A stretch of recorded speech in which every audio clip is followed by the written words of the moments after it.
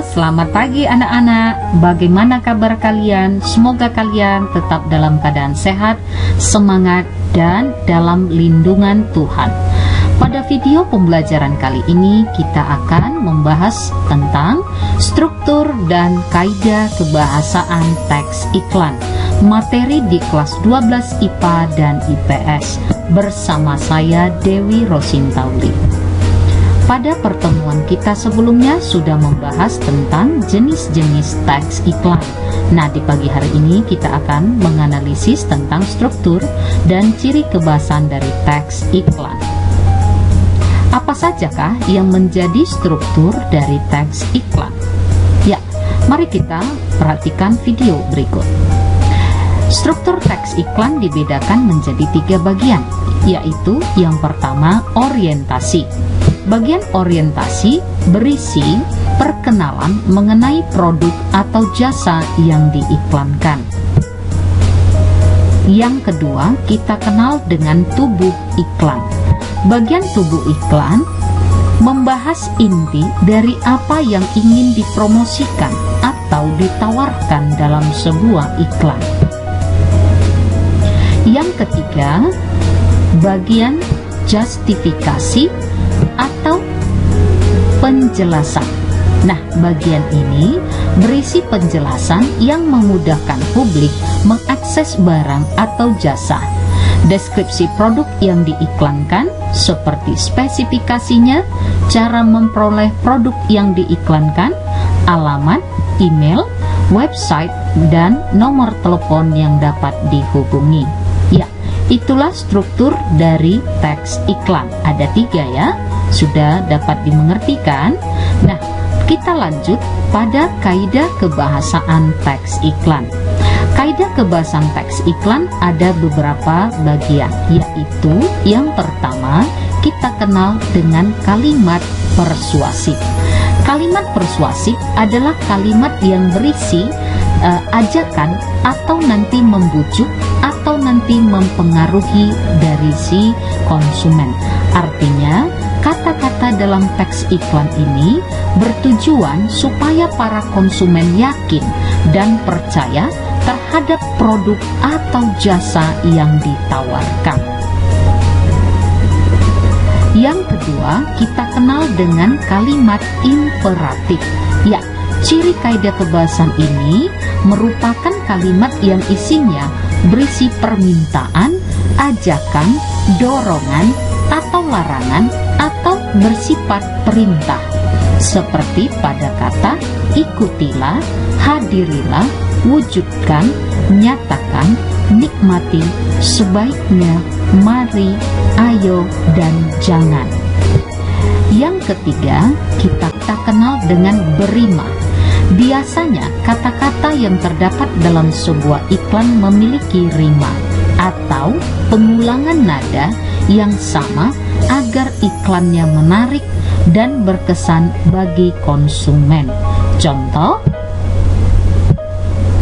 sungguh kesegarannya tak pernah ada duanya. Nah, pada kalimat ini terjadi pengulangan nada yang sama di akhir kalimat, ya. Berikutnya, yang keempat, kita kenal dengan kalimat interrogatif. Ya, kalimat interrogatif adalah kalimat yang mengandung pertanyaan, baik itu pertanyaan langsung maupun pertanyaan retoris. Nah, salah satu contoh kalimat interrogatif pada iklan yaitu pada iklan Aqua, yaitu ada Aqua. Nah, di situ muncul pertanyaan pada iklan tersebut. Yang kelima, kalimat berita. Kalimat berita berisi informasi. Beberapa iklan yang menggunakan kalimat berita untuk memberikan informasi tentang barang atau jasa yang diiklankan. Yang keenam, kita kenal dengan kalimat seru. Ya, kalimat seru adalah kalimat yang mengungkapkan rasa kagum atau ajakan. Kemudian yang ketujuh, ringkas. Berarti dia tidak panjang ataupun langsung menyampaikan, maksud yang dituju. Fungsinya memudahkan konsumen untuk mengingat dan membuat kesan tersendiri terhadap iklan yang dipromosikan. Yang kedelapan, kita kenal dengan menggunakan subjek orang pertama.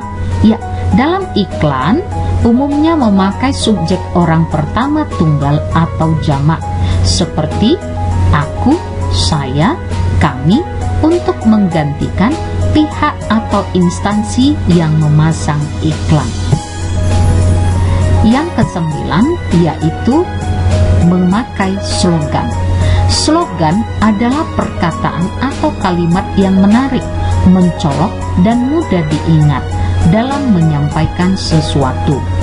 Slogan tersusun dari 4 hingga 5 kata yang mudah untuk diingat dan tentu mempunyai daya tarik yang kuat supaya pesan yang dituju bisa tersampaikan kepada orang yang diajak.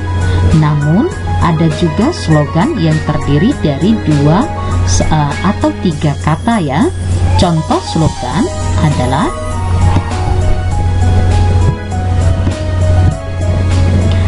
say no to drugs. Nah, katakan tidak pada narkoba. Ini adalah sebuah slogan yang menyatakan kita harus menjauhi narkoba. Atau nyatanya ngegerin. Nah, ini juga merupakan slogan pada iklan Sprite. Nah, iklan ini menggunakan 2 kata sebagai slogannya. Ya, demikian untuk penjelasan kaidah kebahasan teks iklan. Jadi kaidah kebahasannya ada 9 ya. Mari kita lihat contoh dari iklan berikut. Iklan ini adalah iklan makanan yang nantinya ada strukturnya tadi ya. Kita lihat ada struktur di sini. Kepiting Soka merupakan bagian orientasi, judul atau nama produk yang diiklankan. Selanjutnya, bagian tubuh iklan atau berisi tadi penjelasan tubuhnya, bagian inti, ini dia ya, ini yang merupakan penjelasan atau inti dari iklan tersebut. Sedangkan bagian justifikasi atau bagian penjelas berisi alamat, email ya, atau produk tersebut, bagaimana cara kita memperolehnya juga ada dalam iklan ini. Ya, contoh berikutnya yaitu contoh iklan lowongan pekerjaan. Nah, mari kita lihat di sini juga pada iklan lowongan kerja ini ada bagian orientasinya. Indishop ini adalah iklan untuk lowongan kerja. Lalu bagian tubuh iklannya membutuhkan karyawan atau karyawati untuk posisi. Ya, sampai kemari semua sampai fasilitas. Ini adalah bagian tubuh iklan. Sedangkan bagian justifikasi atau penjelasan yaitu berisi alamat, kemudian nama dari PT atau pengiklan yang nantinya bisa kita tuju. Ya. Yang terakhir, contoh yang ketiga adalah contoh berdasarkan kaidah kebahasaannya. Ya, mari perhatikan iklan Orange nomor 1 di dunia, Floridina Orange. Nah, di sini ada Floridina. Lalu kita perhatikan untuk kalimat yang digunakan. Kini di Indonesia, Orange nomor 1 di dunia, Florida Orange. Lalu namanya adalah Floridina Press to the Top. Ya, jadi kita lihat di sini penjelasannya. Mulai hari dengan fresh, be real, go with Floridina. Floridina jeruk, Floridina orange, real fresh, real orange, pop, so juicy.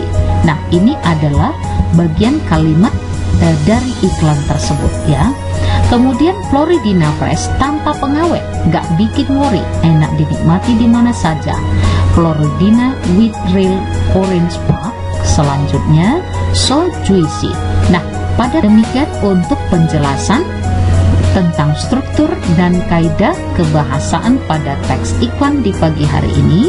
Semoga pada pembahasan kita ini dapat dimengerti dan lebih memberikan manfaat bagi anak didik kami sekalian. Ya, selamat belajar, jaga kesehatan, tetap semangat, dan sampai jumpa lagi. Salam.